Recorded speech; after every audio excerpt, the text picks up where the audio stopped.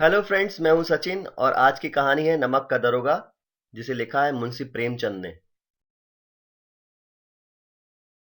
निम्नलिखित प्रश्नों के उत्तर दिए गए विकल्पों से चुनकर लिखिए। नमक विभाग के दारोगा पद पर किसकी नियुक्ति हुई थी? पंडित अलोपी दीन, वंशीधर, बदलू सिंह, वृद्ध मुंशी जी। उत्तर ख, वंशीधर। नमक की गाड़ियां किसकी थीं? मुंशी वंशीधर की, पंडित जगप्रसाद की, पंडित अलोपी दीन की, बदलू सिंह की। उत्तर ग, पंडित अलोपी दीन की। पंडित अलोपी दीन को किस पर अखंड विश्वास था? शिव जी पर, राम जी पर, लक्ष्मी जी पर, हनुमान जी पर। उत्तर ग, लक्ष्मी जी पर। वंशीधर को पंडित अलोपी दीन ने कौन से पद पर नियुक्त किया? स्थायी मैनेजर, दारोगा, जज, वकील।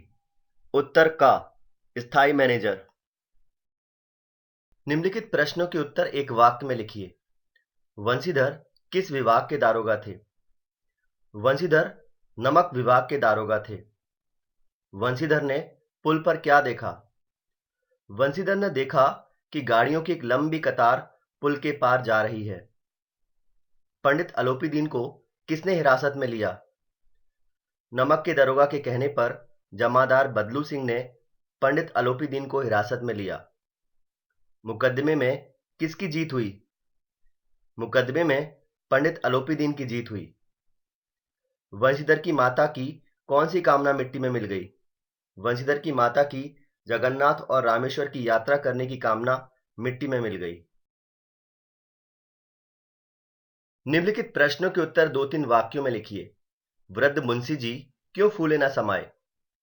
वृद्ध मुंशी जी के पुत्र वशीधर को नमक के दारोगा का पद मिला। यह पद प्रतिष्ठित, अच्छे वेतन और ऊपरी कमाई वाला था। वृद्ध मुंशी जी को यह बात जब पता चली तो वे फूले न समाये। वंशीधर रात को जमुना नदी पर क्यों गए? वंशीधर का ऑफिस जमुना नदी के पास ही था। रात में वंशीधर सो रहे थे। नदी पर गाड़ियों और मल्लाहों की आवाज सुनकर वे उठ बैठे। इतनी रात गए गाड़ियों का नदी पार जाने पर उन्हें शक हुआ। सच्चाई जानने के लिए वंशीधर रात को जमुना नदी पर पहुंच गए। पंडित अलोपी दीन को हिरासत में क्यों ले लिया गया? नमक के दारोगा वंशीधर ने पंडित अलोपी दीन की नमक की गाड़ियों को अवैध रूप से नदी के पार जाते हुए पकड़ा था। दारोगा साहब के आदेश पर उन्हें हिरासत में ले लिया गया। वंशीधर की अदालत में क्यों हार हुई? अदालत में सभी बड़े से बड़े अधिकारी और छोटे से छोटे कर्मचारी पंडित अलोपी दीन के भक्त थे। अदालत में वकीलों और झूठे गवाहों को तैयार किया गया। सभी कर्मचारी अलोपी दीन का पक्षपात कर रहे थे। डिप्टी मजिस्ट्रेट ने पंडित अलोपी दीन के विरुद्ध दिए गए सभी सबूतों को निराधार बताया। इसलिए वंशीधर की हार हो गई। निम्नलिखित प्रश्नों के उत्तर 5-6 वाक्यों में दीजिए। पंडित अलोपी दीन के व्यक्तित्व का परिचय दीजिए। पंडित अलोपी दीन अपने इलाके के इज्जतदार जमींदार थे। उनका लंबा चौड़ा व्यापार था। वे बहुत ऊंची पहुंच वाले व्यक्ति थे। अधिकारियों से लेकर हर छोटे से बड़े आदमी पर उनका एहसान था। उनका लक्ष्मी जी यानी धन पर बहुत विश्वास था। वे संसार ही नहीं, स्वर्ग पर भी लक्ष्मी का राज्य होने की बात करते थे। वे न्याय और नीति सबको लक्ष्मी जी का खिलौना मानते थे। लक्ष्मी जी के सामने वे सरकारी आदेश को कोई महत्व नहीं देते थे। वे अपने प्रभाव के बल पर अदालत का न्याय भी अपने पक्ष में करवा सकते थे और अपने लोगों पर रुपए लुटाना उनका शौक था।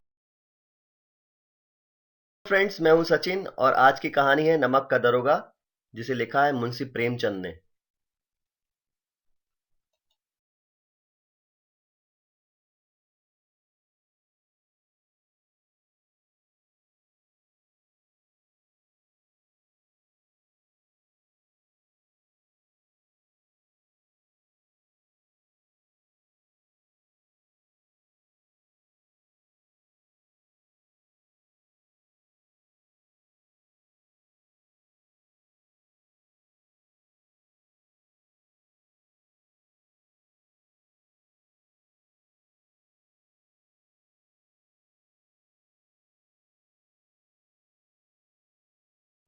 आशय स्पष्ट कीजिए।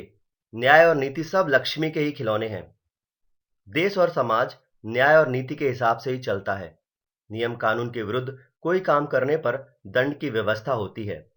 पर कुछ लोग ऐसे होते हैं जो अधिकारियों को पैसे खिलाकर उनसे सही गलत हर प्रकार का काम करवा लेते हैं। वे यह समझने लगते हैं कि न्याय और नीति उनके हाथ के खिलौने हैं और पैसों के बल पर उन्हें जब चाहे तब खरीदा जा सकता है। पंडित अलोपीदीन की सोच कुछ ऐसी ही थी। धर्म ने धन को पैरों तले कुचल डाला। पंडित अलोपीदीन को अपने धन पर बहुत घमंड था। उनको विश्वास था कि पैसे के बल पर कोई भी गैरकानूनी काम करवाया जा सकता है। इसलिए जब दारोगा वंशीधर ने उनकी गाड़ियां रोक ली तो उन्होंने वंशीधर को धन का लालच देकर गाड़ियां छोड़ने को कहा, लेकिन वंशीधर ने पैसे लेने से साफ मना कर दिया और पंडित अलोपीदीन को हिरासत में ले लेने का आदेश दिया। उस समय पंडित अलोपीदीन को महसूस हुआ कि धर्म को धन ने कुचल डाला। दिए गए विकल्पों में से उचित विकल्प चुनकर वाक्य पूर्ण कीजिए। वंशीधर के अनुभवी पिता ने कहा, ऊपरी आमदनी ईश्वर देता है, इसी से बरकत होती है। वेतन सरकार देती है और ऊपरी आमदनी धनवान देते हैं। ऊपरी आमदनी कभी मत लेना। वेतन के साथ ऊपरी आमदनी भी लेना।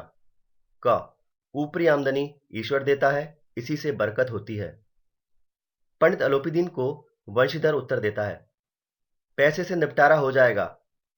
40,000 नहीं, 40 लाख पर भी असंभव है। 50,000 तक संभव है। ईश्वर के लिए मुझे माफ कर दीजिए। ख 40,000 नहीं, 40 लाख पर भी असंभव है।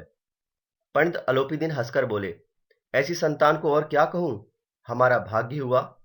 मुझे इस समय एक अयोग्य मनुष्य की ही जरूरत है। मैं आपका दास हूं। ग मुझे इस समय एक अयोग्य मनुष्य की ही जरूरत है। अगर आपको ये वीडियो पसंद आया हो तो शेयर और लाइक करना मत भूलिए। धन्यवाद।